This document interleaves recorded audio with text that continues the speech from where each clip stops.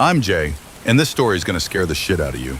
My wife Lisa has always dreamed of starting her own business since we got married 10 years ago. She kept turning down stable office jobs, always trying to do something bigger. Banking, graphic design, writing, she tried everything she thought would make big money. At first, I did not think much of it. I mean, nobody gets rich or famous working at a supermarket or cleaning floors. At least not anyone I know. So for a long time, I stood by her, admired her determination, while still working my own job. After all, someone had to pay the bills. Things were fine until I had to quit my construction job 3 years ago. At 34, my back started giving me problems. The doctor told me to find a job that needed less physical work. Now I cannot even get a regular office job. All those years of working hard and supporting my family so Lisa could chase her big dreams left consequences I could not see when I was younger. Employers look at my resume with bored eyes. When they see I only have a high school diploma, they toss my application in the trash. With no other choice, I told Lisa I could not work anymore. I remember her reaction clearly. Her face scrunched up, turned red, then pale. Finally, she said, "But Jay, how are we going to live?" I told her it was time for her to find a steady job. Origami, her latest passion, filled our apartment with colorful paper, but it did not make any real money. Lisa is not highly educated either, so I looked for entry-level jobs for beginners on job boards. There was a restaurant down the street looking for a kitchen assistant. I gave her the ad, trying to convince her she could still work on her origami business while doing this job. She exploded. "A kitchen assistant? Who do you think I am, Jay? That job pays nothing. I'm not touching other people's leftovers for pocket change." I did not dare tell her her origami business made even less than that job would. I tried to get her to see things more openly and realistically, but she would not listen to a word I said. "I will not do it. I need my energy for my work," she kept saying. What could I do? You can lead a horse to water, but you cannot make it drink. Then the day came. We were almost out of savings. No one would hire me. Lisa's origami sales only covered about a third of our rent. One afternoon, Lisa came home looking very angry. "We need to talk," she said, slumping into a chair and fanning her hand like a fan. "What is wrong, honey?" I asked, full of concern. "Is something bad happening?" She swallowed hard and took a deep breath. "Jay, my kidneys. I have severe kidney failure." She burst into tears, her eyes swelling. Dr. Stevens said, "I need a transplant, but the waiting list is too long." "I will die, Jay." I felt like I had been punched in the gut. She just found out about this. She spent all morning at the doctor's and did not tell me. "You are not going to I said, trying to calm her. I sat beside her, putting my arm around her shaking shoulders. "I will not let that happen." She looked at me with puffy eyes. Dr. Stevens said if I cannot find a match, I stopped her. No need to say more. I had heard enough. "What is going on, Lisa?" "You should have told me first. Of course I will get tested. I am your husband." Her face lit up. "Can we go now? Please, can we go now?" I could not say no. I drove and Lisa gave directions. We passed through our neighborhood until we reached a small parking lot next to an old white building. Signs on it advertised used tires and a flea market. Lisa seemed to know the way well. She led the way, climbing cracked concrete steps, waiting for me to follow. "Lisa is the doctor's office here." She pointed to a paper ad taped on the wall among other signs. It said, "Dr. Stevens. It is like a private clinic," she explained. "Do not worry, you will like him." I could not help but doubt this Dr. Steven. Did we come to him because we could not afford better places? The deeper we went, the more my fears seemed true. A one-eyed pigeon stood right by the clinic's entrance, like a sign this place was not right. When we walked in, Dr. Stevens stood to greet us. He wore a white lab coat and looked about 60 years old. He opened his arms to welcome us like long-lost children. "You must be Jay. I am Dr. Steven. I will walk you through the whole process." I glanced at Lisa, but she and Dr. Steven exchanged a look. "We do not even know if I am a match yet. This is not an issue. We will do some tests right now." We all went inside and he locked the door. The place looked dark. I even saw him put an ashtray on one of the white shelves. "Okay, now," Dr. Steven put on medical gloves. "Let me take some of your blood. If everything checks out, we will do it right away." I turned to him. "Do what?" He looked at me with a sad expression. We are all very worried about your wife's condition. It is very bad. It could get complicated if not handled soon. So if you are a match, I think it is necessary to do the surgery as soon as possible." While speaking, he stuck a needle in my arm, startling me. I could not believe what I just heard. He was going to operate on me here now in this rundown room. "Lisa, your wife is a real fighter," he said, turning to place my blood sample on a shelf. "She did not want you to worry about her, but at this point, she is running out of time. Her kidneys could fail any moment." I nodded, trying to take it all in. Lisa is the most important person in my life. I could not live without her. I love her. Even if saving her meant losing a part of my body, I was okay with that. "Good news," Dr. Stevens said, coming out of another room with a happy face. "You are a match." Lisa and I looked at each other.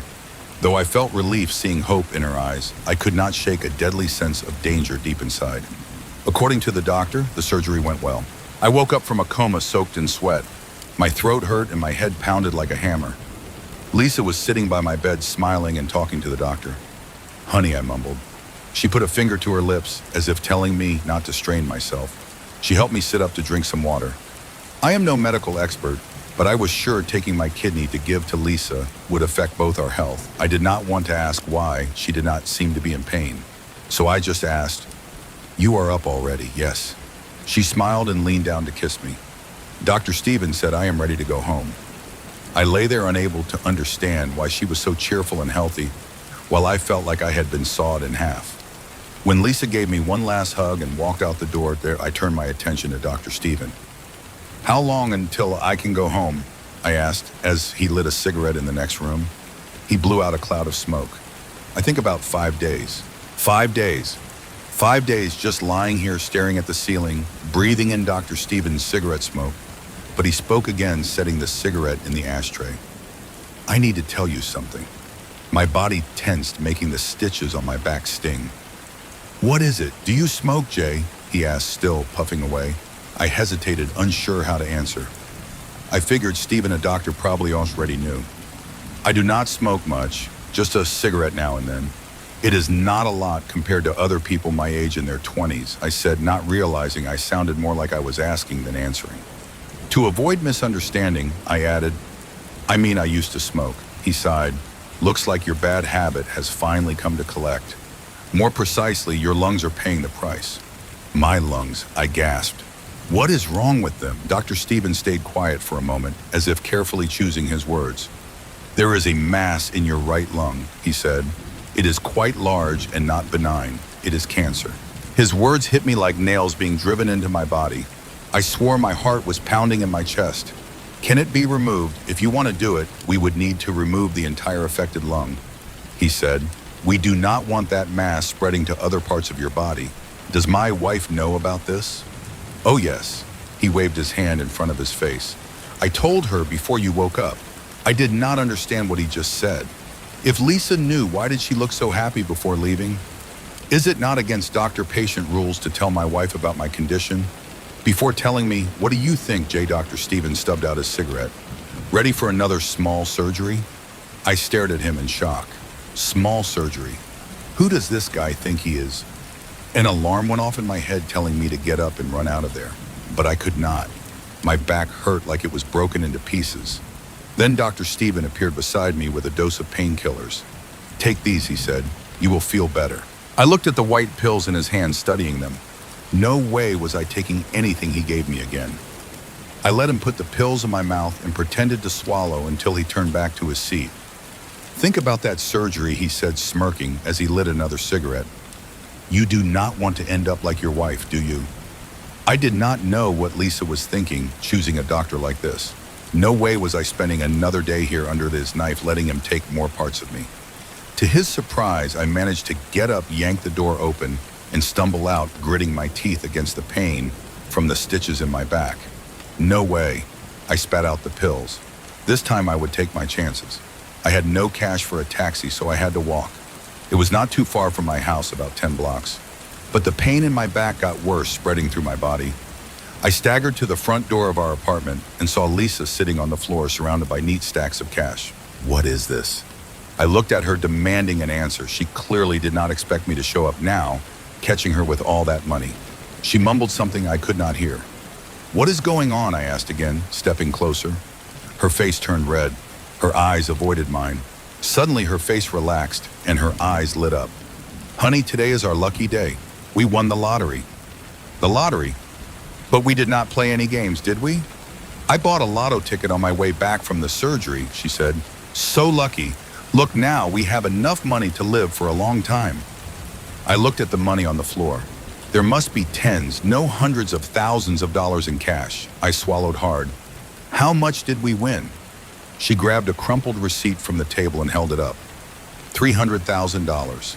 In normal circumstances, I would have jumped for joy. $300,000 is a huge amount, but something was off. She did not seem to be telling me the whole truth. Are you not happy? She asked, her eyes wide. We are rich. I stepped closer to Lisa, making her flinch. Jay, honey, her voice trembled. What did I do?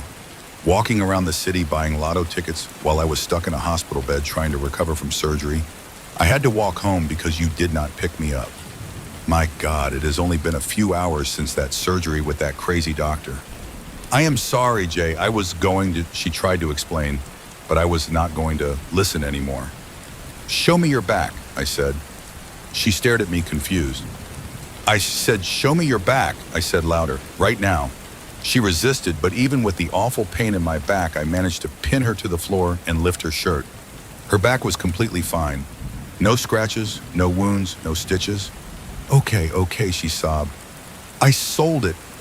Look at us, Jay. We were dirt poor. We could not even afford a bag of flour. My God, we needed money. Do not tell him anything else, a voice said from behind us. Are you insane? I turned and saw him there. Dr. Stevens stood looking at us with an angry expression. What the hell, I said, but he cut me off. Lisa, grab your stuff. God knows what you have spilled. We cannot stay here anymore. My wife looked at me with guilty eyes, but Dr. Stevens pulled her out of the room. I do not understand, I said, panicking. Why are you here? Where are you taking her? He chuckled. Oh, I assure you I am not taking her anywhere. She is coming with me willingly. I felt like my whole world was collapsing. This man and my wife. I could not take it. I clenched my fists and lunged at Stephen, but I was still too weak. He dodged, and I hit my head on a glass cabinet.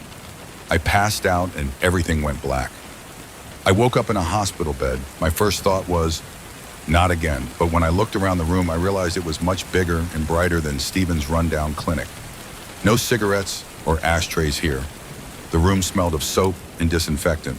I cannot tell you what happened to Lisa and Stephen. I do not know. That was the last time I saw them. All I know is my wife's ambitions might have finally come true. She has her own business now. I wish I could stand up and find her, tell her everything I am thinking right now. I wish I could make Stephen pay for his crimes. I wish I could. I would if they had not cut off my leg and sold it.